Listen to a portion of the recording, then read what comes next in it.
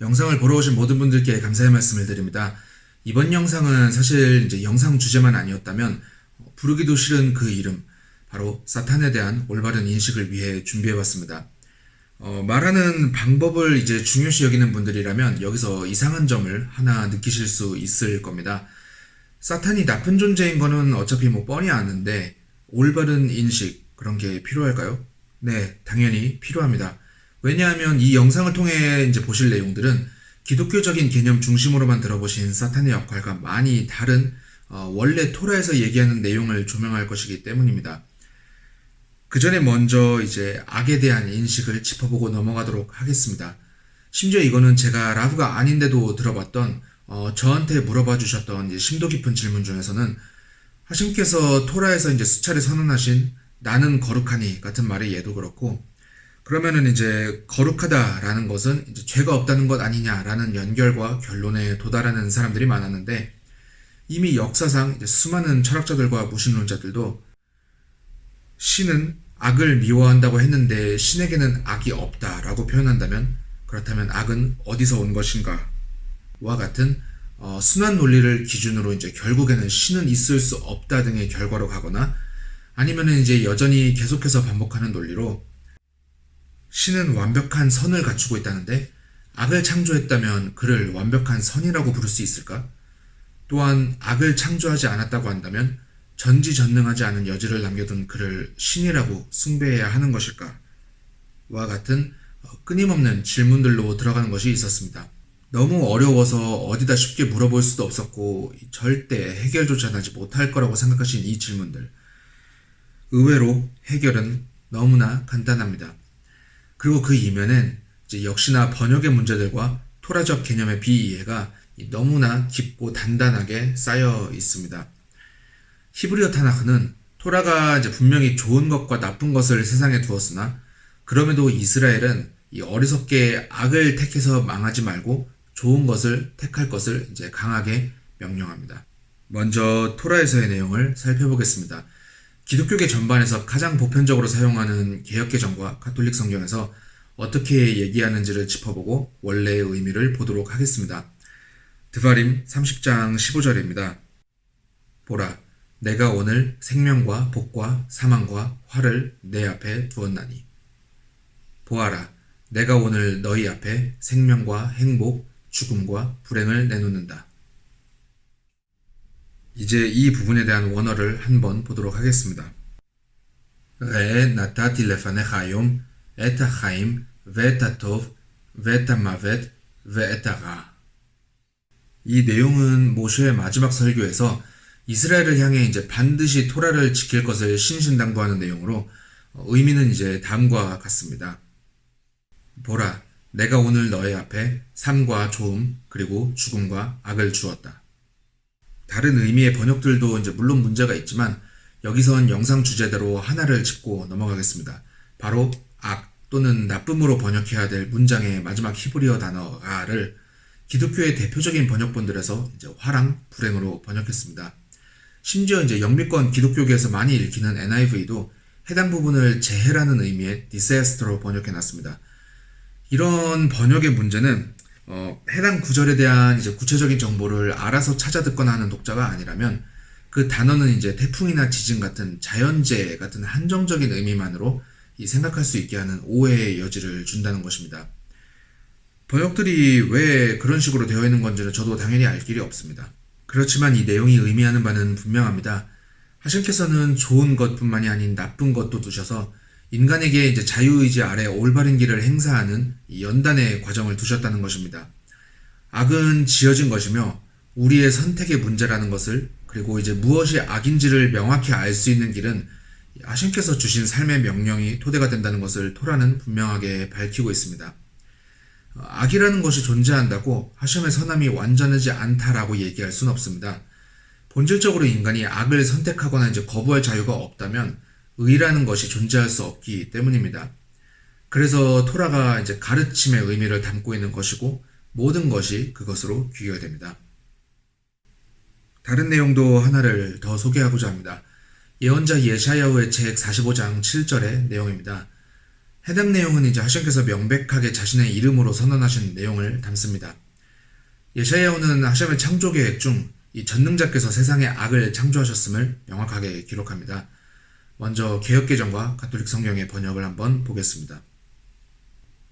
나는 빛도 짓고 어둠도 창조하며 나는 평안도 짓고 환난도 창조하나니 나는 빛을 만드는 이요 어둠을 창조하는 이다.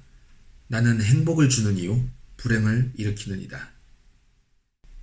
앞에서 얘기한 토라에서의 내용과 같이 원래 의미대로 번역하지 않은 내용들입니다.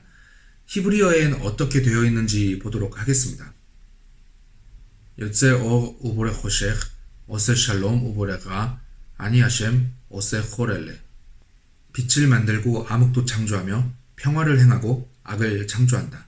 나는 이 모든 것을 행하는 하셴이다.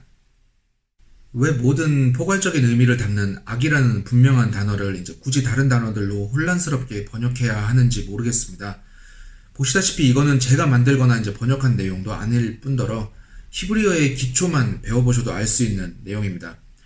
기본을 알려주는 의미부터가 잘못 번역되어 있는 탓에 세상에 오랜 시간 동안 하셴과 악의 존재에 대해 끊임없이 고뇌하게 만드는 그런 웃지 못할 불상사가 자리매김했습니다. 전능자께서 주신 자유의지라는 것은 인간을 다른 창조물들과 이제 구별짓게 하는 가장 특별한 요소가 됩니다. 자유의지라는 것은 천사에게도 주어지지 않은 것입니다. 더 높은 영적 가치를 얻고자 노력하는 사람들에게 그 투쟁을 위한 영적 균형은 악이라는 존재가 있어야지만 가능합니다. 모든 영혼은 이 선을 행하는 것뿐만 아니라 악에도 맞서야 한다라고 규정하는 것은 토라의 가르침의 기본적인 요소입니다. 이렇게 원래의 내용으로 검토하는 이제 앞에서 얘기한 드바렘과 예샤야후의 구절은 하셴께서 사탄이란 존재를 창조하지 않았다고 주장 또는 생각하는 기독교계에 신학적 문제를 제기할 수밖에 없는 내용이기도 합니다. 보통 이제 사탄의 존재를 그 자신의 이제 영적 반항과 그리고 노골적인 불순종을 통해 이제 타락해서 하셴의 주된 대적자 또는 비방자가 되고 세상의 악이 된 높은 천사 정도로 생각하거나 얘기합니다. 기독교의 오래된 신학적 모순에 따르면 하셴께서는 악을 창조하지 않거나 못합니다. 신은 의와 완전함만의 창시자여야 한다는 것입니다.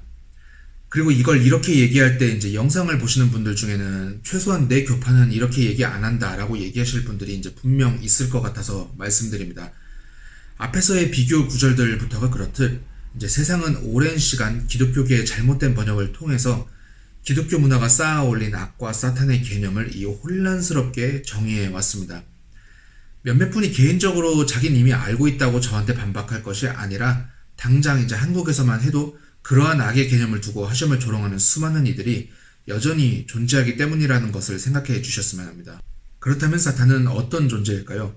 그가 정말로 노골적인 반응을 통해 이제 신께서 의도하신 대로의 기능을 제한시키거나 멈췄다는 개념이라면 하셴께서는 하스베 칼릴라, 말도 안 되는 얘기지만 불완전하거나 결함이 있는 것을 창조하셨다는 얘기가 됩니다. 사탄 또한 명백한 천사입니다. 비록 이제 여러분이 생각하시는 이러한 천사의 모습과 의미가 아니더라도요. 사탄은 이제 많은 유대문헌들에서 그 이름 대신 고발의 천사 또는 죽음의 천사 등의 표현으로 더 많이 불립니다. 그는 히브리어가 가진 천사의 의미가 그렇듯 하셴의 대리자일 뿐이며 자유의지가 없는 존재입니다. 사탄은 이제 역으로 두고 보면 하셴의 계획과 목적을 이제 굉장히 철저히 이행하는 이 전능자의 종입니다. 동정할 것까지는 없지만 재밌는 것은 그마 바바바트라에는 이 사탄의 일이 얼마나 어려운 일인지에 대해서 포도주가 들은 병을 깨되 포도주는 한 방울도 흘려서는 안 되는 명을 행해야 하는 게 그의 임무라는 비유를 합니다. 사탄을 포함해서 모든 천사라는 존재가 이제 하셴의 뜻을 거스른 예를 보여준 것은 유대문헌에서 단 한 건도 없습니다. 그리고 사탄의 행동에 대한 그 대표적인 예는 이욥의 이야기에서만큼 두드러지는 곳이 또 없습니다. 사탄이 이욥 1장에서 하셴과 대화하는 내용에 대해 그것을 이제 그의 자유의지의 발현으로 마치 말대꾸를 하는 것 같다고 오해하시는 분들이 있습니다. 그런데 그것은 그냥 이제 그의 임무를 명확히 수행하기 위한 확인의 과정들일 뿐입니다. 사탄은 하셴께서 명령하신 모든 것들을 그리고 그것들만 완전하게 이욥에게 실행했습니다. 그런데 반전은 이제 이욥가 자신에게 주어진 어려운 상황들에서 자기가 태어난 날은 저주해도 여전히 하셴을 저주하지는 않고 자신의 곤경에 대해 항의하고 이제 해명을 요구하지만 그렇다고 그것이 이제 하셴을 불의하다라고 비난하는 데 이르지는 않습니다. 결국 그의 이야기가 끝날 무렵엔 이홉 자신의 미덕이 이제 사탄의 고집스러운 방해와 속임수들을 압도하게 됩니다. 그래서 그 이야기를 통해서 가르치는 기본적인 점은 죄는 이길 수 있고 다스릴 수 있다라는 것입니다.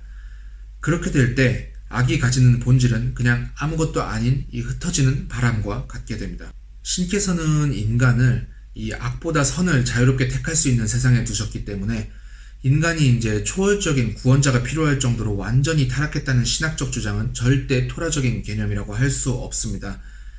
마지막으로 이제 기독교계에서 사탄의 이야기의 기원처럼 언급되는 내용의 오류를 지적하고 영상 마무리하겠습니다. 예샤야후 14장 12절의 내용에서 나오는 새벽별이란 단어는 흔히들 사탄에 대한 언급으로 자주 인용되는 구절입니다.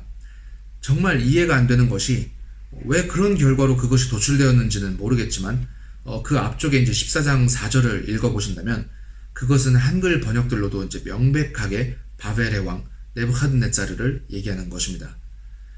이번 영상은 여기까지입니다. 다시 한번 영상 봐주신 분들께 감사의 말씀을 드립니다. 더불어서 이제 깊은 공부를 제공하는 이 멤버십 서비스에도 많은 관심 함께 부탁드립니다. 감사합니다.